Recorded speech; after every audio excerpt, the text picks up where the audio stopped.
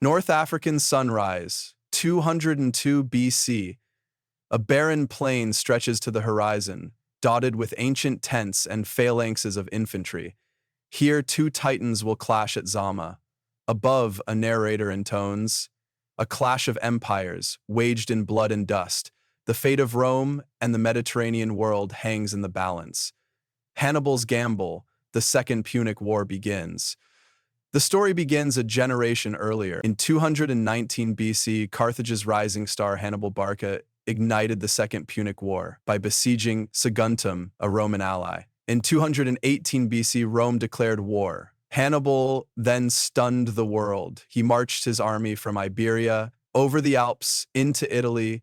Against all odds, he arrived with some 25,000 infantry, 6,000 cavalry, and a herd of war elephants.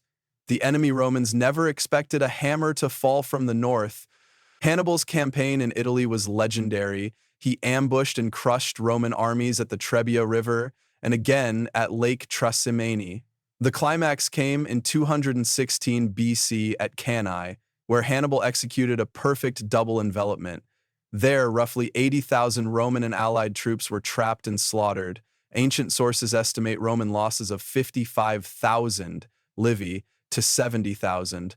Polybius killed or captured, a staggering toll that equaled about 20% of Rome's male population. Carthaginian casualties, by contrast, were barely 6,000. Cannae was Rome's darkest hour, and yet, when Hannibal's lieutenant Maharbal urged an immediate march on an undefended Rome, Hannibal demurred. The Carthaginian general had won battles but could not take the city.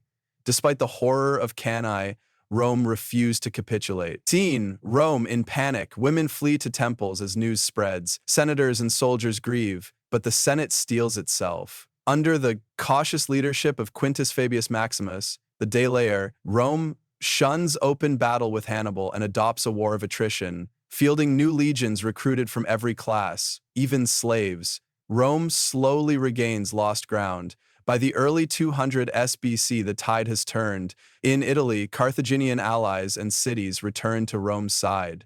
From Spain to Africa, the rise of Scipio Africanus. While Hannibal fought in Italy, Rome's younger commanders took the offensive abroad. In Spain, a brilliant young noble, Publius Cornelius Scipio, later Africanus, made his name. By 209 BC, he seized the Carthaginian stronghold of New Carthage, Cartagena, a treasure trove of silver, shattering the enemy's base in Iberia. 2 years later, at the Battle of Ilipa, 246 BC, Scipio utterly defeated the combined armies of Hannibal's brothers in Spain, effectively ending Carthaginian power on the peninsula. His victory at Ilipa was a turning point. The war in Iberia was finished, and Scipio's legend was born. With Spain subdued, Scipio convinced the Senate to let him carry the fight to Africa. In 204 BC, this bold invasion forced Carthage to recall Hannibal from Italy. Seen, Carthage trembles. City elders pray as news arrives that the victor of Cannae himself is returning home to defend the motherland. Hannibal, after 13 years of campaigning in Italy, boards ships for Africa. He lands a tattered veteran force of only about 12,000 men, a remnant of his once mighty army. Within weeks, he has rallied local levies to muster roughly 37,000 troops, including 80 war elephants. But these forces are a far cry from his Carthage-born veterans. Hannibal's infantry is mostly green recruits, with only 12,000, 15,000 hardened veterans from Italy in the rearmost ranks.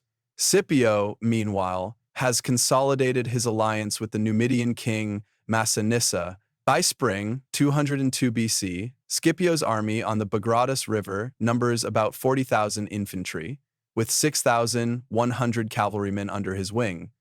This Numidian cavalry, better trained and more numerous than Hannibal's horse, gives the Romans a decisive edge. Hannibal, unable to ship horses from Italy, has mustered only about 4,000 cavalry, mostly from a minor Numidian ally. The Romans also deploy several cohorts of veterans who longed for revenge after Cannae. Armies at dawn. Formations and strategy scene, dawn patrol. Scipio walks along the Roman lines. Legionaries in segmented maniples stand ready, interspersed with light troops. Between cohorts, deliberate gaps, lanes have been left open. On the wings, Massinissa's Numidians and allied cavalry fan out eagerly. The air smells of sand and sweat as Scipio surveys the 202 BC battlefield near Naragara, ancient Zama, chosen while Hannibal was delayed. Across the plain, Hannibal's lines mirror his Italian tactics. His front is arrayed in three echeloned lines of infantry, first flank units of Iberian and Gallic footmen, center ranks of African heavy infantry, and at the rear, the battle-hardened veterans from Italy. On either flank stand his cavalry, Gauls on one side, Numidians on the other. In front of his infantry, Hannibal unleashes an armored forest of 80 elephants, ragged beasts he hopes will smash the Roman lines. Scipio's plan is daring. As dawn breaks, he orders the trumpet to sound. The elephants charge. Scene: the elephant assault. The great beasts thunder toward the Romans, but Scipio's men hold their nerve. The legionnaires step aside through the gaps between maniples as the elephants loom. They drive their shields into the alleys and let the beasts pass through. Many of Hannibal's elephants, not fully trained, veer off in panic or even turn and trample their own lines. The charge fails to break the Romans. Within moments, the elephant threat is neutralized. Trampled or leaderless, half the beasts are killed or run off. The Clash of Centuries, Battle of Zama. Scene: the cavalry clash. As Hannibal's front ranks buckle, the wings engage. On the flanks, Scipio's cavalry under Laelius meets Hannibal's horsemen. The two sides collide with a roar. Scipio's Numidians outfight their Carthaginian counterparts. Hannibal's cavalry is routed and flees in disorder. They are chased off the field by Massinissa's horsemen. With the cavalry contest decided, Scipio signals his infantry to advance into the gap left in the enemy line. Roman legions now push into the gap between Hannibal's second and third lines. The fighting is brutal. The Roman maniples smash into Hannibal's first line of Iberian and Gallic infantry, grinding them back.